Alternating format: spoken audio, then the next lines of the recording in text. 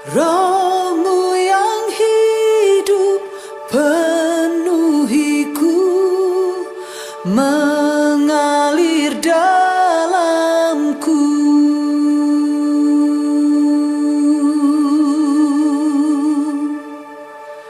Jiwaku tenang bersamamu dalam naunganmu.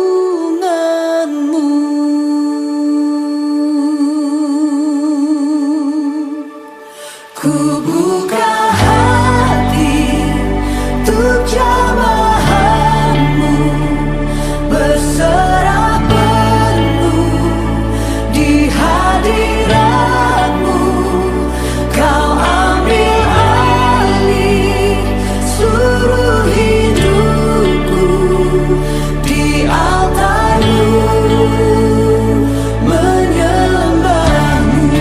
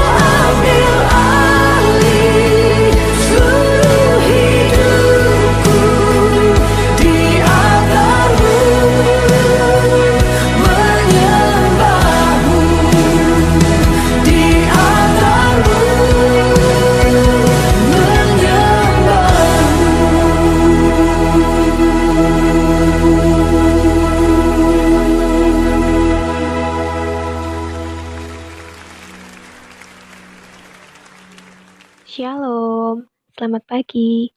Nah, sebelum kita memulai renungan kita pada saat pagi hari ini, mari kita siapkan hati dan mari kita berdoa. Bapa kami yang baik, Bapa yang bertakhta di kerajaan surga yang mulia, terima kasih ya Bapa untuk kesempatan pagi hari ini Tuhan, kami boleh untuk merenungkan sebagian dari kebenaran firman-Mu Tuhan, dan kami juga bersyukur Tuhan karena Tuhan telah menyertai kami dari malam hari hingga pagi hari ini Tuhan. Tuhan sudah membangunkan kami dengan kekuatan, kesehatan, dan berkat Tuhan. Tuhan Yesus yang baik, saat ini kami mau mendengarkan kebenaran firman-Mu Tuhan. Berbicaralah pada setiap kami, dan berikanlah kami hati yang mengerti kehendak-Mu. Dalam nama Tuhan Yesus Kristus, kami telah berdoa dan mengucap syukur. Haleluya. Amin. Bacaan kita pada saat pagi hari ini terambil dari Yohanes 6, ayat yang ke-45 sampai ayat yang ke-51. Saya akan membacakan untuk kita semua. Yohanes 6, ayat 45 sampai yang ke-51. Begini bunyi firman Tuhan. Ada tertulis dalam kitab nabi-nabi, dan mereka semua akan diajar oleh Allah. Dan setiap orang yang telah mendengar dan menerima pengajaran dari Bapa datang kepadaku. Hal itu tidak berarti bahwa ada orang yang telah melihat Bapa. Hanya Dia yang datang dari Allah. Dialah yang telah melihat Bapa. Aku berkata kepadamu, sesungguhnya barang siapa percaya, ia mempunyai hidup yang kekal. Akulah roti hidup. Nenek moyangmu telah makan di padang gurun dan mereka telah mati. Inilah roti yang turun dari surga. Barang siapa makan daripadanya, ia tidak akan mati. Akulah roti hidup yang telah turun dari surga. Jikalau seorang makan dari roti ini, ia akan hidup selama-lamanya. Dan roti yang kuberikan itu ialah dagingku yang telah kuberikan untuk hidup di dunia. Amin. Nah, bacaan renungan kita pada saat pagi hari ini saya beri judul yaitu memperbarui wawasan demi kedewasaan. Di dalam dunia pendidikan, tentunya kita pasti tahu bahwa kita harus tetap belajar dan belajar untuk menambah wawasan kita dalam dunia pendidikan. Nah, di sini juga dijelaskan bahwa kalau kita menerima roti kehidupan, kita juga akan menerima yang terbaik dari Tuhan. Dalam dunia pendidikan, terlebih lagi tidak ada kata berhenti untuk belajar. Memang, program negara adalah wajib belajar 12 tahun. Itu wajib. Tetapi bukan berarti jika sudah lulus program wajib belajar itu, maka orang sudah tidak mengupdate wawasannya lagi. Nah, karena justru akan ketinggalan zaman, atau istilah sekarang yaitu jadul, atau zaman dulu, kayak gitu. Meskipun kita udah lulus nih, seperti Bapak Ibu Guru, udah lulus dalam dunia pendidikan, tetapi Bapak Ibu Guru juga tidak berhenti untuk belajar untuk dapat menambah pengetahuan, wawasan, dan dari pengetahuan tersebut, Bapak Ibu Guru bisa mengajarkan apa yang telah diterimanya, apa yang telah diketahui, itu diberikan kepada anak didik. Sama halnya seperti siswa. Siswa di sini juga harus belajar agar mendapatkan pengetahuan yang lebih luas, menambah wawasan. Nah, dari sebuah wawasan, pengetahuan, maka akan adanya pengalaman. Saya bisa seperti ini karena saya belajar dan terus belajar. Dari istilah jadul atau zaman dulu, kalau misalnya kita nggak bisa mengupdate wawasan gitu, artinya kita perlu memahami dari kiasan zaman dulu itu dipakai untuk mengingatkan setiap saat zaman ini berkembang. Nah, sehingga ada periode zaman dulu, zaman sekarang, dan zaman mendatang. Dari zaman dulu, manusia belajar supaya mampu bertahan menghadapi zaman sekarang dan mengembangkan diri untuk siap memasuki zaman mendatang. Nah, di zaman dulu, manusia tuh belajar untuk bercocok tanam dan berburu seperti itu. Nah, dari pembelajaran, dari pengalaman tersebut bisa juga dijadikan di masa sekarang ataupun di masa datang. Dari pengalaman terus-terus belajar supaya juga dapat menambah wawasan demi kedewasaan. Nah, belajar dari bacaan kitab suci kita saat ini, Tuhan Yesus pun memberikan pengajaran kepada orang-orang nih, supaya mereka mampu memahami apa yang tertulis dalam kitab nabi-nabi. Artinya, setiap proses penghayatan dan memahami kitab suci tidak bisa berhenti atau katam gitu saja kalau kita tidak memahami apa isinya. Gitu. Seperti belajar apa ya? Kayak pembelajaran gitu ya. Nah, kita belajar, kita membaca materi-materinya, tetapi kalau tidak dipahami, maka ya percuma gitu loh. Jadinya diselingi kita membaca, kita juga harus bisa memahami apa maksud dan apa tujuan dari bacaan yang telah kita baca tersebut. Begitu pula dengan proses membaca bisa selesai, tetapi proses memahami bacaan tidak pernah selesai. Selalu diperbarui, dipertajam, digali lebih dalam, dan membawa kedewasaan iman. Kayak kita nih belajar Alkitab, kita udah katam semua Alkitab dari Kejadian sampai Wahyu ya. Nah, kalau kita hanya membaca tetapi tidak memahami, itu tentunya juga percuma gitu. Kita membaca, kita juga harus bisa memahami dari yang tidak tahu menjadi tahu dari isi Alkitab itu. Dari sini saya mau bertanya, jadi siapa yang perlu belajar? Tentu semua orang tanpa batasan usia. Meskipun udah gelarnya tinggi S3 seperti itu, tetapi juga setiap manusia itu harus tetap belajar dan belajar. Karena apa? Supaya kita ini benar-benar gitu loh, benar-benar mampu memahami kejadian-kejadian yang terjadi. Dari kita belajar, kita mau tahu, kita mau menggali lebih dalam, maka kita ke depannya juga akan lebih mudah gitu.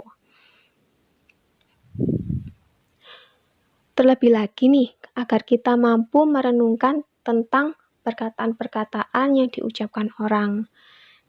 Dari misalnya ada teman-teman yang curhat, kita juga bisa tahu mana yang terbaik untuk teman kita. Kalau kita mau belajar untuk terbuka, kita mau belajar untuk mampu mendekatkan diri sama teman kita gitu. Kita juga akan bisa memberikan saran-saran kepada teman kita yang saat itu sedang curhat atau sedang cerita-cerita tentang kehidupannya gitu. Nah, dari belajar itu juga kita akan selalu diperbarui. Iman kita juga akan semakin bertumbuh, semakin berbuah. Karena apa? Kalau kita mau berdampak bagi banyak orang, maka buah kita akan berbuah menjadi yang sangat lebat. Juga gini, karena sebagai manusia dewasa, kita diingatkan tidak menerima perkataan orang secara mentah. Artinya kita perlu memahami dan menentukan sikap, supaya juga dari situ kita tidak diombang-ambingkan oleh kepalsuan dunia atau kepentingan jahat manusia dalam wujud kebaikan. Caranya bagaimana? Caranya tetap seperti itu tadi, terus belajar dan belajar dari kehidupan. Caranya juga yaitu dengan membuka diri kita untuk diajar oleh Allah dan membuka pikiran untuk mengembangkan diri dengan benar. Sehingga yang kita terima adalah benar-benar roti kehidupan yang kita telan tanpa adanya racun di dalamnya. Begitu. Demikian renungan kita pada saat pagi hari ini. Mari kita sama-sama belajar dan terus belajar untuk memperbarui wawasan kita demi kehidupan kita di masa datang. Nah, selagi masih ada kesempatan, jangan pernah berhenti untuk mencoba dan berusaha. Baiklah, mari kita tutup renungan kita pada saat pagi hari ini dengan mari kita berdoa. Bapa kami yang di surga, Bapa, di dalam nama Tuhan Yesus Kristus, kami mengucap syukur Tuhan oleh anugerah kebaikan Tuhan yang selalu Tuhan limpahkan dalam kehidupan kami. Terima kasih ya Bapa untuk firman yang telah mengingatkan kami agar kami tetap belajar memperbarui wawasan kami demi kedewasaan kami di masa depan maupun masa sekarang. Tuhan Yesus yang baik, ajarilah kami juga ya Bapa untuk selalu taat, untuk selalu setia, untuk selalu mengikuti segala perintah-Mu.